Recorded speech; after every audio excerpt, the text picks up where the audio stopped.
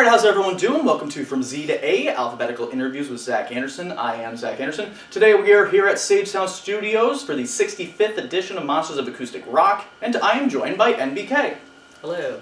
Hello, so thank you so much for being on the show. I'm going to ask you the difficult questions as long as there's something to do with the letters of your name.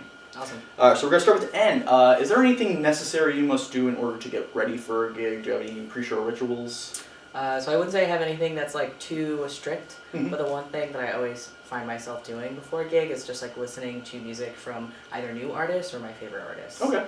So I just like consume the media that I'm trying to be a part of. I gotcha. Nice. Excellent. And if you could play a gig with any other act in the world at any venue in the world, who would it be with and where would it be? So this one, I gave some thought to, but also no thought at all. I was like, wow, big question, hard hitting, like anyone and anywhere. But when I really thought about it, I would want to play with my childhood friend that I used to make music with in high school, Mike. They're like, I would say they're my sibling, but honestly, like, our relationship, probably because of the music we've made together, goes like way beyond that. Yeah. And I would just love to be like playing a gig with them at like a summer camp somewhere, like around a That sounds bonfire so or much fun. something. Like I just want something wholesome and intimate. I really enjoy that. That's such a good answer. And what themes or topics do you tend to write about in your songs?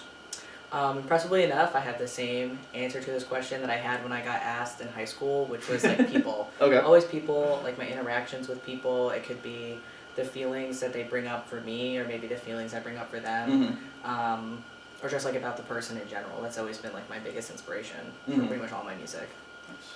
Now, before a gig, do you tend to get nervous? If so, how do you overcome that? Yes, I'm literally gonna throw up right now. I'm literally gonna. The front row is the splash zone, as far as I'm concerned. We can edit this.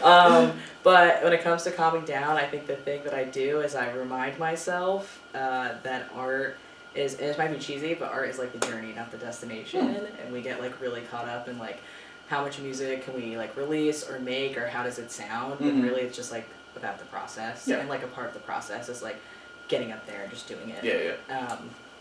So like if I'm like, man, I hope I do this. Ah, God, I hope I do this. I'm a performer. I'm an entertainer. I'm singing. Like I'm playing. I'm just like, I'm here and I'm just doing it, and I'm doing it to share it, not to necessarily like. I don't need to like get something like objective out of it, or something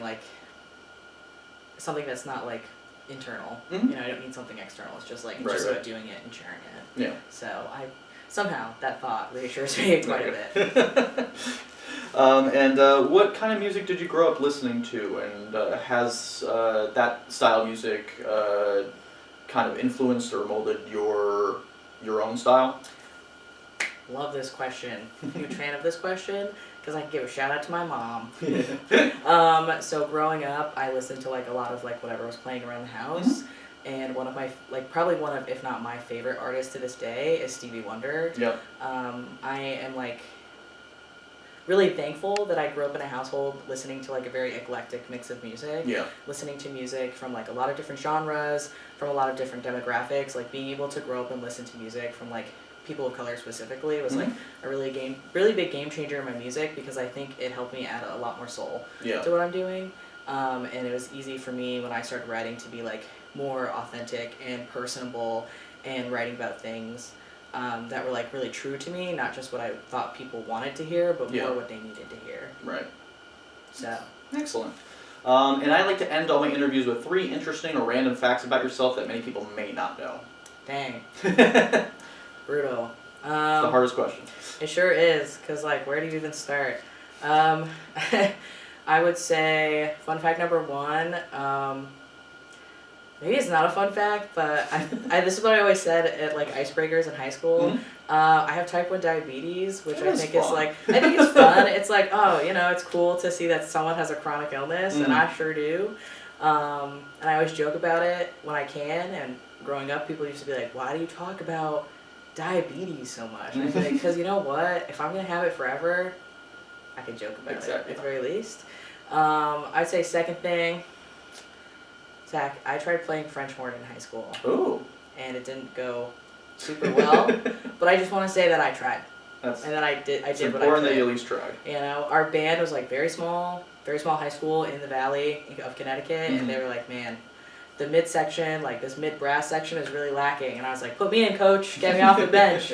And, you know, the passion was there, that effort was there. And also, I guess this can kind of go into like my third fact is that I can confidently say that I played trumpet semi-professionally in college. Oh. The band that I was a part of was at Norwich University, another plug, I guess. It's the oldest collegiate band in the nation. Right. So we played at Carnegie Hall my freshman year. We also played at the New York St. Patty's Day Parade. Wow. And so for those gigs, we had to not suck, you know? Yeah. And I think I would say that's semi-pro. I would say that's up there. Definitely. So shout out to my bandmates from there. All right. You guys rock. Well, thank you so much for being on the show. Thank you for having me. Huge honor. Happy to be here. If you want to check out NBK, please visit the link below. And now we'll cut to a performance from NBK. So thanks again, and we'll see you soon.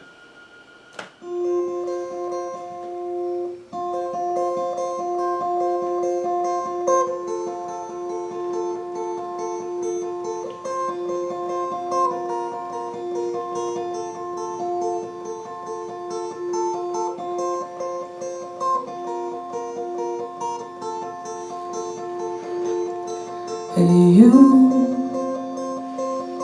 try to walk into bigger virtue.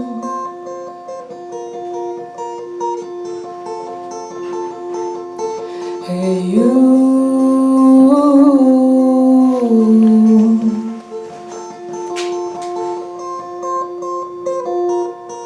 you try, daydream become your lullabies. When you get older, you wish that you would just die. I'm sorry, I'm sorry. Didn't know what you needed then, I wish I did. You could've told them, could've lowered your voice, could've told them all that you wanted, yeah, all that you wanted was love. All that you needed and all that you dreamed of was love. So lock me up, don't call my name. Someone's let me out again. Looks like I'm living up to my family name. Don't know the rules but must play the game. 'Cause they saw your heart and they ripped it out. They looked at your knuckles so young in there, dented now. And all that we wanted was to be version of someone that we need. Oh, and we never wanted just to follow. All that we wanted was a reason not to feel so hollow. Oh, are we hollow again?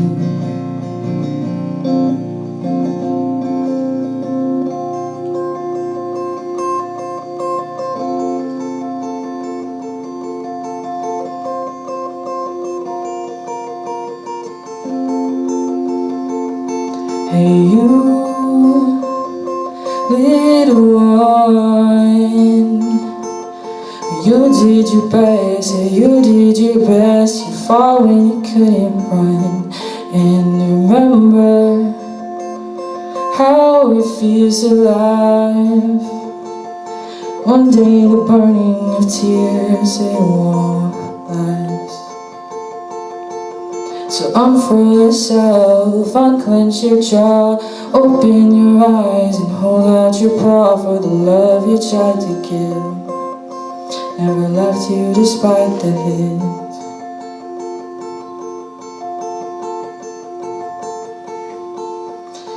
So let me out and call my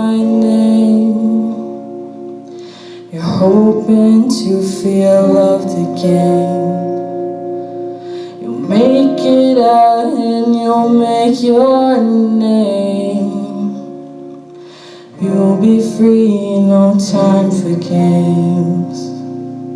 'Cause they saw your heart and they ripped it out. They looked at your knuckles so young and they're dented now. And all that we wanted was to be version of someone that we need. Oh, and we never wanted just to follow. All that we wanted was a reason not to feel so hollow. Oh, it won't be hollow again.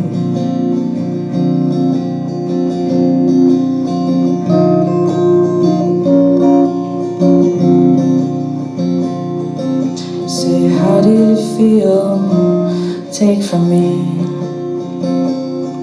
You say, how did it feel to bleed me dry?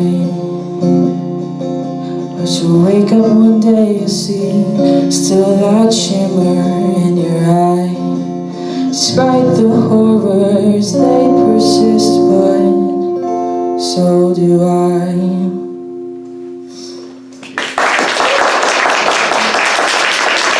Thanks.